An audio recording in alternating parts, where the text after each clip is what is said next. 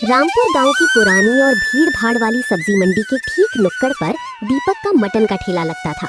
दीपक बहुत ही मेहनती और सीधा साधा नौजवान था। उसके ठेले का नाम ही गरीब कढ़ाई मटन था। दीपक अपने मटन को मिट्टी के बड़े चूल्हे पर लोहे की भारी और पुरानी कढ़ाई में कोयले की धीमी आंच पर घंटों तक पकाता था। उसकी माँ ने उसे सिखाया था कि मटन जितना धीमी आंच पर पकेगा, मसालों का स्वाद उतना ही गहरा होगा। वो खुद अपने हाथों से खड़े मसाले, लौंग, इलायची, काली मिर्च और दालचीनी को सिलबट्टे पर कूटता और प्याज टमाटर को तब तक भूनता जब तक कि उनका रंग बिल्कुल सुनहरा और गाढ़ा ना हो जाए। जैसे ही कढ़ाई का ढक्कन खुलता, मसालों और भुने हुए मटन की इतनी लाजवाब खुशबू हवा में फैलती कि वहाँ से गुजरने वाली हर इंसान के कदम अपने आप रुक जाते। अरे दीपक भाई, आज तो मटन में तूने कोई जादू कर दिया है। ये जो तरी है ना, इसमें मसालों का ऐसा स्वाद आ रहा है कि बस उंगलियां चाटते रह जाएं। और तेरा कढ़ाई मटन भी बहुत अच्छा पका है। 2 रोटी और देना जरा, आज तो पेट भर कर खाना खाऊंगा। तनख्वाह जो मिला है। सच कह रहे हो भैया, शहर के बड़े बड़े होटलों में मैंने हजारों रुपए खर्च करके मटन खाया है, लेकिन जो बात दीपक की इस लोहे की कढ़ाई वाले मटन में है वो कहीं और नहीं। दीपक, तू तो सच में गांव का नंबर 1 शेफ है। आप लोगों का बड़प्पन है भैया। मैं कोई शेफ नहीं हूँ, बस अपनी माँ के बताए हुए तरीके से प्यार से खाना बनाता हूँ। आप लोगों को स्वाद आ गया, मेरी मेहनत सफल हो गई। आराम से खाइए, मटन अभी और है। अच्छा, अब हम चलते हैं भाई, लेकिन जैसे ही थोड़ा पैसे का जुगाड़ और होगा, तुम्हारे पास दोबारा से मटन खाने के लिए आएंगे। तुम्हारे मटन से हम ज्यादा दिन दूर नहीं रह सकते। एक दिन गांव का सबसे बड़ा और रसूखदार आदमी, जमींदार ठाकुर बलवंत सिंह, अपनी गाड़ी से मंडी से गुजर रहा था। उसने दीपक के ठेले पर भारी भीड़ देखी और अपनी गाड़ी रुकवा दी। बलवंत सिंह की इकलौती बेटी प्रिया की शादी अगले हफ्ते होने वाली थी। बलवंत सिंह सीधे दीपक के ठेले के पास आया। अरे जमींदार साहब, आप यहाँ मेरे इस छोटे से ठेले पर? आइए आइए, आपका स्वागत है। बताइए, आज अचानक कैसे आना हुआ? क्या हुक्म है आपका? अगर मेरे लायक कोई काम हो तो बेझिझक बताइए। मैं अपनी तरफ से पूरी कोशिश करूंगा कि आपको शिकायत का कोई मौका न मिले। सुनो ए लड़के, मैंने सुना है कि तू मटन बहुत गजब का बनाता है। अगले हफ्ते मेरी बेटी प्रिया की शादी है। शहर से बड़े बड़े मेहमान आने वाले हैं। बाकी खाने का इंतजाम तो बड़े हलवाई कर रहे हैं, लेकिन मैं चाहता हूँ कि मटन का स्टॉल तू लगाए। मुझे कोई शिकायत नहीं चाहिए, समझे? जमींदार साहब, ये तो मेरे लिए बहुत बड़ी बात है। आप फिक्र मत कीजिए, मैं ऐसा कढ़ाई मटन बनाऊंगा कि आपके सारे मेहमान उंगलियां चाटते रह जाएंगे। आप बस मुझे राशन और मसालों का पैसा दे दीजिए। बाकी मेरी मेहनत के 25,000 रुपए आप शादी के बाद दे दीजिएगा। दीपक की आत्मविश्वास से भरी बातें सुनकर जमींदार की चेहरे पर संतोष भरी मुस्कान आ गई। उन्हें यकीन हो गया कि उन्होंने इस काम के लिए सही इंसान चुना है। उन्होंने बिना देर किए अपनी जेब से पैसों की गड्डी निकाली और राशन व मसालों के लिए एडवांस रकम दीपक के हाथों में रख दी। दीपक ने दोनों हाथों से वो पैसे संभाल कर लिए। उसकी आंखों में खुशी की चमक साफ दिखाई दे रही थी। ये ले, अभी अपने हिस्से के कुछ पैसे रख ले। बाकी के पैसे मैं तुझे शादी अच्छे से हो जाने के बाद ही दूंगा। आखिर इतना बड़ा काम है और मेरे घर की इज्जत का सवाल है।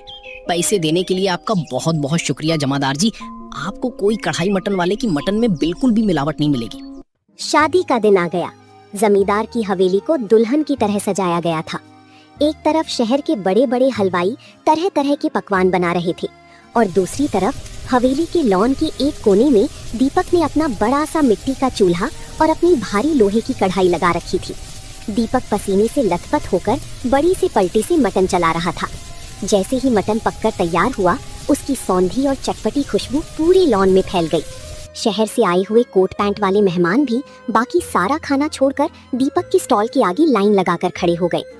बलवंत जी, मानना पड़ेगा, आपने ये मटन बनाने वाला कहाँ से ढूंढा है? मटन इतना मुलायम है कि मुंह में जाते ही घुल रहा है। मैंने अपनी पूरी जिंदगी में ऐसा कढ़ाई मटन नहीं खाया। सच में इस शादी के मटन ने तो पूरी शादी की रौनक बढ़ा दी है। हर कोई सिर्फ मटन के ठेले पर ही खड़ा हुआ है। आपने बहुत अच्छा काम किया जो खाने के अंदर कढ़ाई मटन रखा। अरे भाई साहब, आप लोग बिल्कुल चिंता मत कीजिए। ये हमारे गांव का ही लड़का है और इसके हाथों में सच में कमाल का हुनर है। मैंने सोचा कि आप लोग इतनी दूर शहर से हमारी बेटी की शादी में आए हैं, तो क्यों ना आपको हमारे गांव का असली देसी स्वाद भी चखाया जाए। इसका बनाया हुआ कढ़ाई मटन पूरे गांव में मशहूर है। शादी बहुत अच्छे से निपट गई।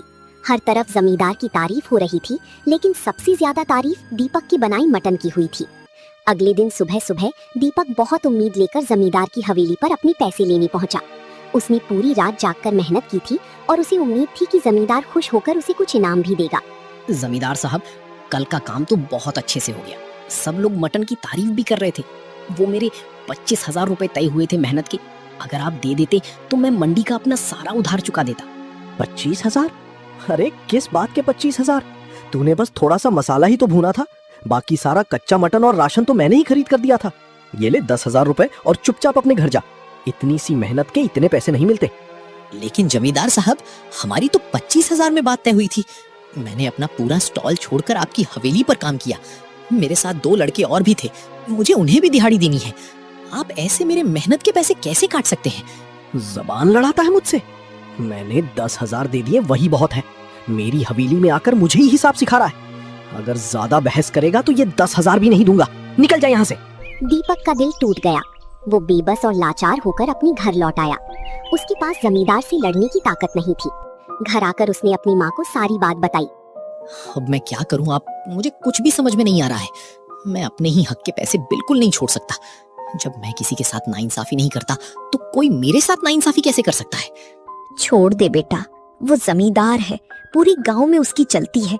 उसके पास पैसा है, ताकत है और उसके गुंडे पूरे गांव में घूमते हैं। हम गरीब लोग हैं, उससे पंगा लेकर हम गांव में चैन से रह नहीं पाएंगे। जो 10,000 मिले हैं उसी में सब्र कर ले। हमारी किस्मत में शायद इतना ही लिखा था। भगवान सब देख रहा है, वो ही उसके पाप का हिसाब करेगा। नहीं माँ, मैं अपनी मेहनत के पैसे ऐसे नहीं छोड़ सकता।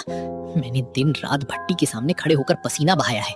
मेरे हाथ जल गए हैं उस भारी कढ़ाई को चलाते चलाते। अगर आज मैं डर कर चुप बैठ गया तो वो हमेशा हम गरीबों का हक मारता रहेगा। मेरी मेहनत के पैसे थे, मैं उन्हें ऐसे ही किसी सेठ की तिजोरी में नहीं जाने दूंगा। मैं उससे कोई मारपीट या लड़ाई नहीं करूंगा, लेकिन मैं अपने पैसे भी इतनी आसानी से नहीं छोड़ूंगा। दीपक ने अगले दिन एक बहुत ही अनोखा फैसला किया। उसने सब्जी मंडी में अपना ठेला नहीं लगाया।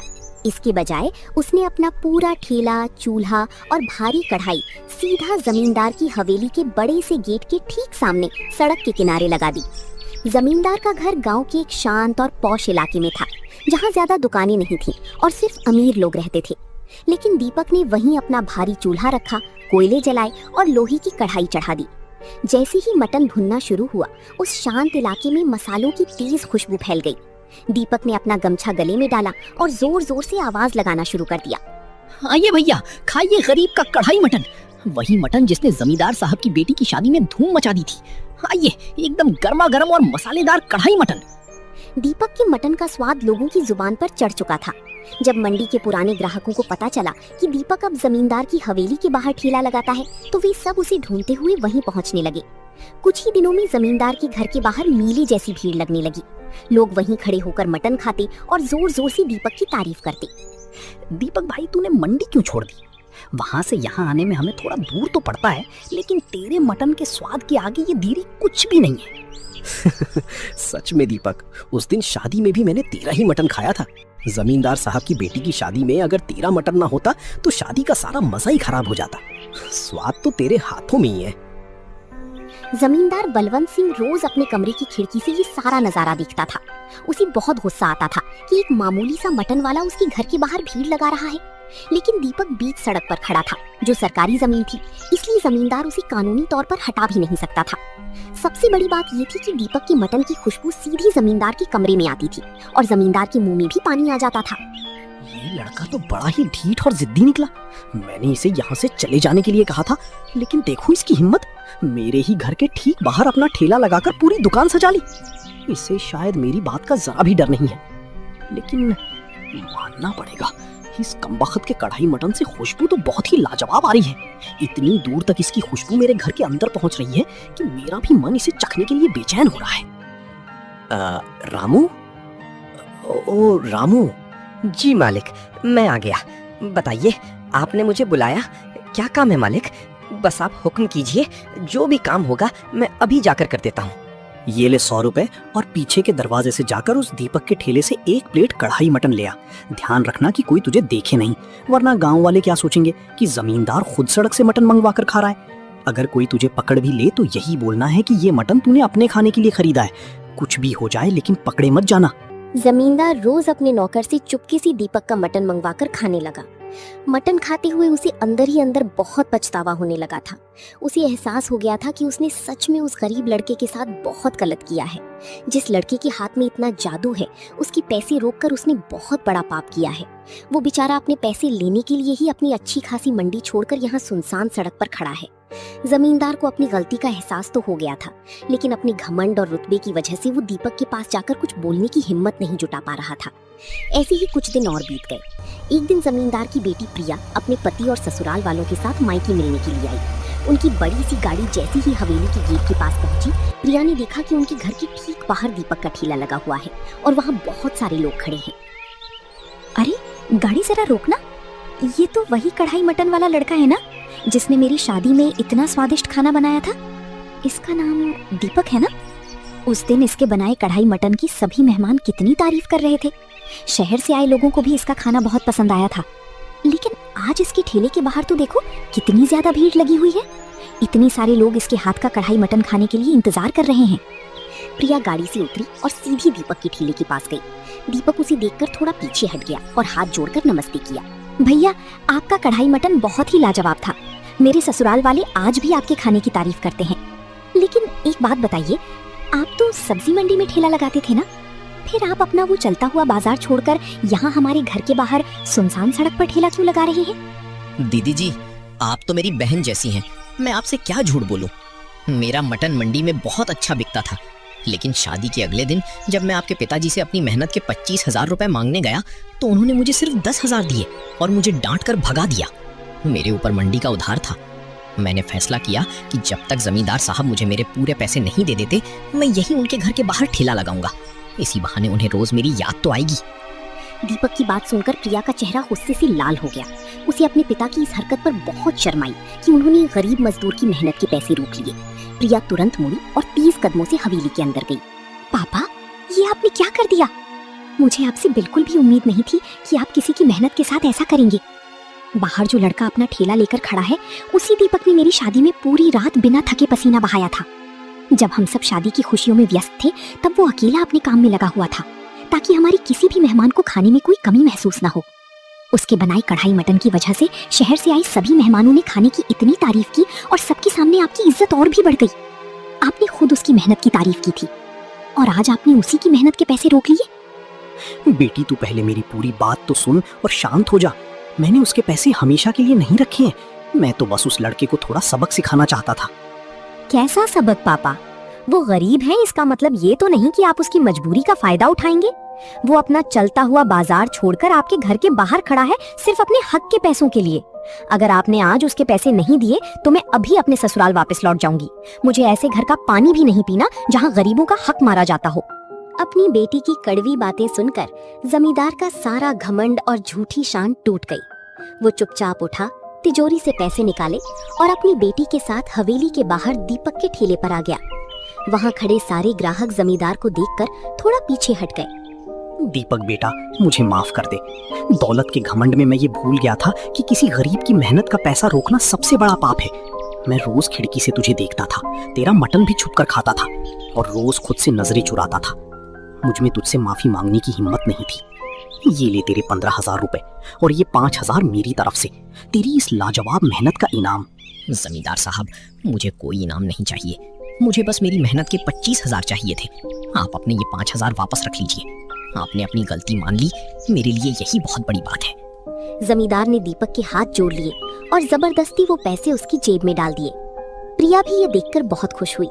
दीपक के चेहरे पर एक बहुत बड़ी और सच्ची मुस्कान थी। उसे अपनी मेहनत और अपनी जिद का फल मिल गया था। अगले दिन दीपक ने अपना ठेला जमींदार के घर के बाहर से हटाया और वापस अपनी पुरानी सब्जी मंडी के नुक्कड़ पर लगा लिया। अब वो पहले से भी ज्यादा मशहूर हो गया था, क्योंकि पूरे गांव को पता चल गया था कि इस गरीब कढ़ाई मटन वाले ने अपनी मेहनत और ईमानदारी के दम पर गांव के सबसे बड़े जमींदार को भी झुका दिया था। उसका कढ़ाई मटन अब सिर्फ स्वाद के लिए नहीं, बल्कि उसकी सच्चाई और मेहनत के लिए भी जाना जाता था। उसका छोटा सा ठेला पूरे गांव की शान बन गया था। जो लोग कभी उसे एक साधारण गरीब ठेले वाला समझते थे, वही आज उसका सम्मान करते हुए कहते थे कि मेहनत करने वाला इंसान एक दिन अपनी किस्मत खुद लिख देता है।